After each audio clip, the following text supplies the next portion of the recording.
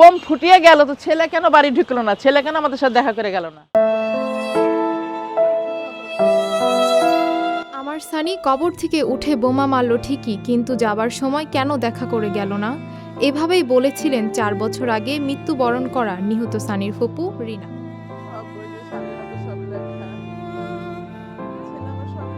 সম্প্রতি রাজশাহী মহানগরীতে বাস শ্রমিক ইউনিয়ন কার্যালয় পুনরায় দখলে বিস্ফোরণ অস্ত্রের মহড়ায় ঘটনায় দায়েরকৃত মামলার 3 নম্বর আসামিকে ঘিরে নগরী জুড়ে সৃষ্টি হয়েছে বিতর্ক।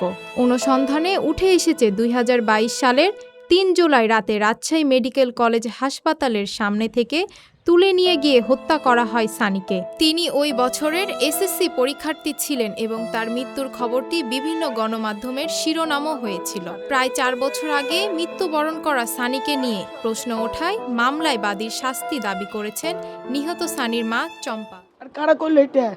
যারা করলো, যারা করেছে তাদের আমরা এদের কারণে তাদের বিচার চাই। মামলার বাদী তারও বিচার চাই, আর তারও শাস্তি হয়। চলুন এবার শুনে আসি মৃত্যুর পর সানির কবর খোঁড়া ব্যক্তি মোহাম্মদ ডলার আলীর বক্তব্য। উনি আমাদের ছোট ভাই ছিল। আজ থেকে 4 বছর আগে ওকে মার্ডার করা হয়েছিল। তো আমরা নিজেরাই কবর টবর খুঁড়ে এখানে রেলগেট গোরস্থানে জানাজা দিয়ে রেলগেট গোরস্থানে মাটি দিয়েছি। আর এখন মানে মিথ্যা মামলা সাজিয়েছে সব, এগুলো আসলে সবই মিথ্যা। একটা মৃত মানুষকে আসামি বানানো এটা ঠিক না, কারণ ওই তো মারা গেছে আজ থেকে 3.5 বছর কি 4 বছর এরকমই হবে। আমরা নিজে কবর খুঁড়েছি এখানে, আমরা মনে করেন মিছিল করেছি, ওর লেগে মানববন্ধন করেছি এখানে। স্থানীয় বাসিন্দারাও বিস্ময় প্রকাশ করে বলেন, 4 বছর আগে নিহত একজন ব্যক্তির নামে কিভাবে মামলা দায়ের হয়। 4টা বছর হলো নিয়ে যায় মায়েরে কোপায় টুপায়, ছেলেটাকে 4টা বছর হলো আমাদের গায়ে। ওর নামে যারা মামলা করেছে এটা মিথ্যা মামলা। ওই তো বেঁচে না, ওর নামে কি করে মামলা হয়? আমরাও তো এটাই দেখছি। এটা মিথ্যা তো একবারে।